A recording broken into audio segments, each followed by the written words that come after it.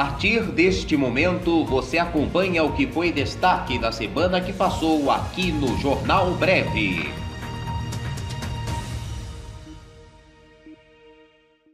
Fachin revoga a decisão de Toffoli que deu à PGR acesso aos dados das forças-tarefas da Lava Jato. O ministro Luiz Edson Fachin, do STF, revogou nesta segunda-feira, dia 3, a decisão liminar que determinou o compartilhamento de dados entre as forças-tarefas da Operação Lava Jato no Paraná, no Rio de Janeiro e em São Paulo, com a PGR. Fachin é o relator da ação e revogou a decisão do presidente da Corte, ministro Dias Toffoli, que autorizou o compartilhamento.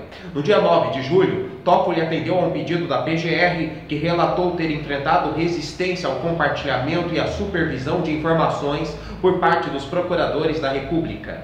Pela decisão do presidente do STF, as forças-tarefas deveriam entregar todas as bases de dados estruturados e não estruturados utilizadas e obtidas em suas investigações por meio de sua remessa atual, e para dados pretéritos e futuros. A Secretaria de Perícia, Pesquisa e Análise do Gabinete do Procurador-Geral da República. Na decisão desta segunda-feira, Fachin determina que a ordem tem eficácia retroativa. Na prática, isso significa que eventuais dados compartilhados não poderão ser mais acessados pela PGR. A Procuradoria-Geral informou que pretende recorrer da decisão. Fachin afirma que o tipo de ação utilizada pela PGR, uma reclamação, não era cabível para tratar do compartilhamento de dados. Isso porque o recurso ao STF usou como base um julgamento do tribunal sobre deslocamentos de procuradores dentro do MPF. Além de negar o recurso da PGR, Fachin retirou o sigilo da ação e considerou que o processo deve tramitar de forma pública. Ele lembrou que a Constituição prevê a publicidade dos atos processuais como regra. As exceções, citou o ministro, são os casos em que a defesa da intimidade ou do interesse social exigem o sigilo. Em relatório técnico enviado ao STF em julho, a PGR detalhou o procedimento de armazenamento dos dados a ser repassados pelas forças-tarefas da Lava Jato. O documento deixa claro que o material estará codificado, desde a origem até o destino, e à disposição do Procurador-Geral da República, Augusto Aras. As imagens forenses criptografadas permanecerão armazenadas em storage, localizado na sala cofre da PGR e, caso necessário, em nuvem privada do Ministério Público Federal. O equipamento storage da Secretaria de Perícia, Pesquisa e Análise do Gabinete do Procurador-Geral da República está acondicionado em sala cofre da Procuradoria-Geral da República, prevê o relatório. Segundo o documento, as imagens forenses criptografadas não serão acessadas nem decifradas até que haja solicitação formal para a disponibilização do conteúdo para análise pelo gabinete do PGR. Bento XVI tem infecção no rosto, diz a imprensa alemã. O Papa Emérito Bento XVI, de 93 anos, está em uma condição extremamente frágil devido a uma infecção no rosto, informou nesta segunda-feira, dia 3, a imprensa alemã. Segundo o jornal Passeer Neuer Press, que cita o biógrafo de Joseph Ratzinger, Peter Schauze, o antecessor de Francisco tem erisipela, doença que provoca erupções vermelhas e dolorosas na pele. Seu raciocínio e sua memória são velozes, mas sua voz é dificilmente audível no momento, diz a matéria. O problema teria se agravado após a morte do irmão de Bento XVI, George Ratzinger, de 96 anos, ocorrida no dia 1º de julho. Schauze relatou ter se encontrado com o Papa Emérito no último sábado, dia 1º, para mostrar sua nova biografia e que ele apareceu otimista apesar da doença. Bento XVI chegou a visitar Jorge, que também era padre, no fim de junho, em sua primeira viagem internacional desde que renunciou ao pontificado em 2013. Após deixar o comando da Igreja Católica, Ratzinger vive de forma reclusa no mosteiro Mater Ecclesiae, no Vaticano. Não vejo nenhum crime do presidente, diz Rodrigo Maia. O presidente da Câmara dos Deputados, Rodrigo Maia, afirmou na segunda-feira, ontem, que não encontrou embasamento legal nos quase 50 pedidos de impeachment contra o presidente Jair Bolsonaro enviados ao Congresso até agora. Destes que estão colocados, eu não vejo nenhum tipo de crime atribuído ao presidente de forma nenhuma, disse em entrevista ao programa Roda Viva da TV Cultura. Maia ainda afirmou que o impeachment não pode ser instrumento para a solução em crises. Tem que ter um embasamento para essa decisão e não encontrou ainda nenhum embasamento legal, acrescentou. Questionado sobre o motivo de ainda não ter engavetado os processos, Maia justificou que ocuparia tempo na agenda do Congresso, que deve focar em pauta sobre o Covid. Estamos no meio de um processo de pandemia e qualquer decisão agora leva um recurso ao plenário e nós vamos ficar decidindo impeachment sem motivação para isso. É por isso que eu não decido. O presidente da Câmara criticou a atuação de Bolsonaro na pandemia, fato que está no centro de alguns dos pedidos de impeachment. Na entrevista, Maia afirmou que a Lava Jato é uma operação política e que cabe ao Procurador-Geral da República, Augusto Aras, junto à Corregedoria e ao próprio Conselho Nacional do Ministério Público, tomar decisões que, segundo ele, não foram tomadas no passado. Sobre o projeto de quarentena para juízes defendido por ele e pelo presidente do STF, Dias Toffoli, Maia garantiu que não atingiria o ex-ministro Sérgio Moro. Seria legítimo a candidatura de Moro. É um direito que ele tem como qualquer um. O presidente da Câmara negou que o projeto tenha como objetivo impedir eventual candidatura do ex-juiz. Claro que o projeto de quarentena para juízes não é para atingir o Moro. Os deputados, senadores ou o Supremo não encaminhariam uma tese de fazer uma lei para proibir uma pessoa de disputar uma eleição. Ficaria muito ruim para a democracia brasileira. Bolsonaro veta indenização de R$50 mil para profissionais de saúde incapacitados por coronavírus. O presidente Jair Bolsonaro vetou integralmente o projeto de lei que previa 50 mil para trabalhadores da saúde incapacitados pela Covid. O veto foi publicado na edição desta terça no Diário Oficial da União. Bolsonaro informou ter decidido pelo veto em contrariedade ao interesse público e inconstitucionalidade, porque prevê benefício indenizatório para agentes públicos e criando despesa continuada em período de calamidade no qual tais medidas estão vedadas. O Congresso ainda precisará analisar o veto e decidir se mantém ou derruba. O projeto havia sido analisado pela última vez pela Câmara dos Deputados e aprovado no dia 14 de julho, após mudanças feitas pelo Senado. Pelo projeto, teriam direito à indenização profissionais que, atuando no combate à pandemia, se infectaram com o novo coronavírus e ficaram permanentemente incapacitados. Na justificativa do veto, Bolsonaro também aponta que o projeto é incompatível com 3 artigos da Lei de Responsabilidade Fiscal, cuja violação pode acarretar responsabilidade para o presidente da República. O projeto havia sido aprovado pelos deputados em maio, mas quando passou no Senado, em junho, sofreu modificações. Por isso, precisou de nova análise na Câmara. Os senadores aprovaram emendas que ampliariam o rol dos contemplados pela indenização. Inicialmente, o texto aprovado pela Câmara contemplava profissionais da área de saúde, agentes comunitários e trabalhadores de estabelecimentos da saúde. O Senado ampliou a lista das categorias que poderiam receber a compensação, como a dos trabalhadores de necrotérios, da assistência social e de coveiros. A pedido da PF, Justiça bloqueia 11,3 milhões de Alckmin. O juiz Marco Antônio Martim Vargas, da primeira zona eleitoral de São Paulo, determinou o bloqueio de até 11,3 milhões do ex-governador Geraldo Alckmin e de até 9,3 milhões de reais de Marcos Antônio Monteiro, tesoureiro da campanha do Tucano de 2014, e de Sebastião Eduardo Alves de Castro, ex-assessor da Secretaria de Planejamento no mandato do ex-governador. A medida se deu a pedido da Polícia Federal e foi deferida no âmbito das investigações da Lava Jato Eleitoral, na qual Alckmin é réu por Caixa 2. Além do bloqueio nas contas, Vargas determinou o sequestro de imóveis que tenham sido adquiridos por Alckmin até 1º de janeiro de 2010 e de propriedades compradas por Marcos Antônio e Sebastião Eduardo após 30 de abril de 2014. Segundo a PF, as medidas visam assegurar o ressarcimento ao erário de valores relacionados a fundados indícios da prática dos crimes de corrupção passiva, falsidade ideológica eleitoral e lavagem de dinheiro. Alckmin, Marcos Antônio e Sebastião Eduardo foram indiciados e denunciados por tais crimes. De acordo com o Ministério Público Eleitoral, o ex-governador recebeu 2 milhões em espécie da Odebrecht na campanha ao Palácio dos Bandeirantes em 2010 e 9,3 milhões quando disputou a reeleição em 2014. Marcos Antônio e Sebastião Eduardo teriam recebido os repasses ilegais da empreiteira em nome do Tucano.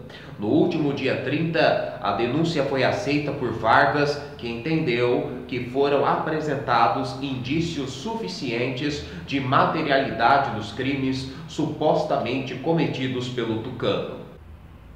Flávio Bolsonaro admite que Queiroz pagou contas por ele. O senador Flávio Bolsonaro, do Republicanos, admitiu que seu ex-assessor parlamentar Fabrício Queiroz fez pagamentos em dinheiro vivo em seu nome.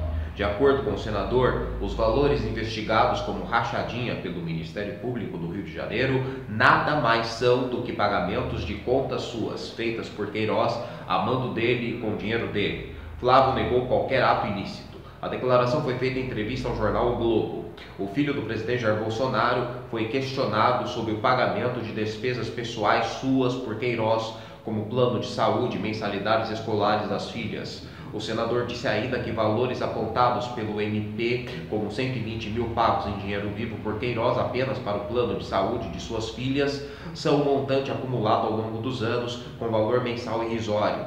Flávio disse também que a origem do seu patrimônio é toda lícita. Quanto aos repasses de parte do salário de outros funcionários de seu gabinete para Queiroz, o filho do presidente disse que o ex-assessor já prestou depoimento ao Ministério Público, apontando que o dinheiro era de funcionários da equipe de rua e que o valor era reinvestido na contratação de outras pessoas para trabalhar em redutos políticos. Flávio também falou sobre a disputa recente entre o procurador Augusto Aras e os procuradores da Operação Lava Jato. O senador defendeu a postura de Aras no combate à corrupção e fez críticas à operação.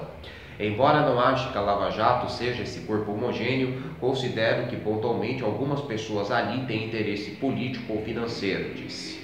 Pelo que acompanho, há suspeitas de que pessoas com foro por prerrogativa de função estavam sendo investigados por procuradores de primeira instância, inclusive alterando os nomes dos investigados para não ficar claro que se tratava de um senador ou de um deputado.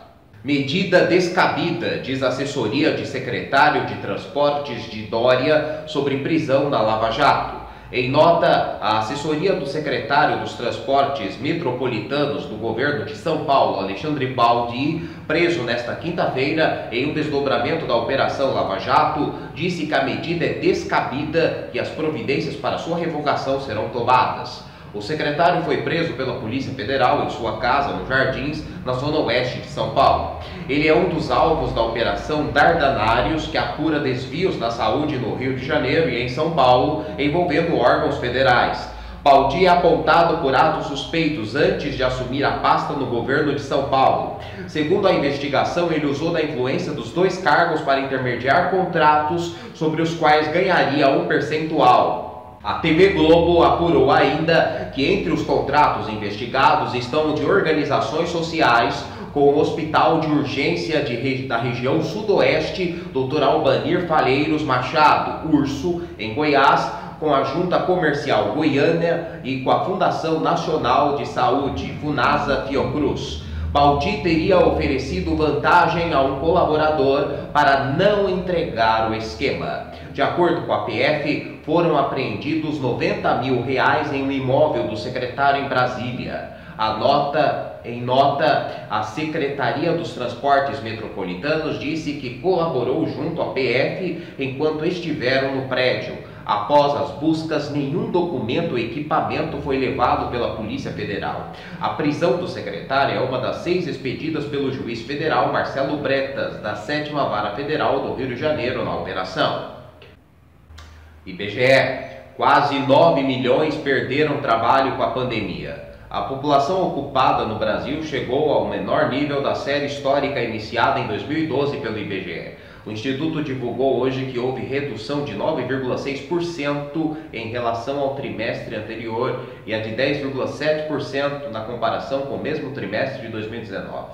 Ambas as quedas foram recordes da série. A população fora da força de trabalho, 77,8 milhões de pessoas, atingiu o contingente da série e teve crescimento recorde em ambas as comparações. 15,6% comparado ao trimestre anterior e 20,1% frente a igual trimestre de 2019. O número de empregados com carteira de trabalho assinada no setor privado, exceto trabalhadores domésticos, caiu para 30,2 milhões, também menor nível da série, e 8,9% abaixo do trimestre anterior. As principais reduções foram em alojamento e alimentação, menos 25,2%, em serviços domésticos, menos 21,1%, na construção, menos 16,6%, e em outros serviços, menos 16,7%. Fabrício Queiroz depositou na conta de Michele Bolsonaro 21 cheques que somam 72 mil. A Cruzoé teve acesso ao extrato bancário de Fabrício Queiroz, cujo sigilo foi quebrado pela Justiça, e revelou mais depósitos em cheque do ex-assessor de Flávio Bolsonaro na conta de Michele Bolsonaro do que se tinha conhecimento até agora. Em dezembro de 2018, com base em um relatório do COAF, Conselho de Atividades Financeiras, o Ministério Público do Rio afirmou que Queiroz havia depositado cheques de 24 mil na conta da primeira-dama. Na época, o presidente Jair Bolsonaro justificou as transferências. Disse que havia emprestado dinheiro a Queiroz, que os depósitos eram parte do pagamento dessa dívida e que o valor era ainda maior, chegando a 40 mil reais. Segundo a reportagem da Cruzoé, os extratos mostram que a conta da primeira-dama começou a ser abastecida por Queiroz em 2011 e pelo menos 21 cheques foram depositados entre 2011 e 2018. 2011, 3 cheques de 3 mil reais. 2012, 6 cheques de 3 mil reais. 2013, 3 cheques de 3 mil reais. 2016, 9 cheques no total de 36 mil reais. Não constam depósitos em nome de Jair Bolsonaro na conta do ex-assessor, nem mesmo os 40 mil que o presidente afirmou ter emprestado a Queiroz. O Ministério Público do Rio de Janeiro, MPRJ, informou que a primeira-dama não faz parte do escopo das investigações sobre a prática de rachadinha no gabinete de Flávio Bolsonaro na Alerj. A defesa de Fabrício Queiroz afirmou que só vai se manifestar nos autos sobre eventuais informações de caráter sigiloso. O Palácio do Planalto e a defesa do senador Flávio Bolsonaro não se manifestaram.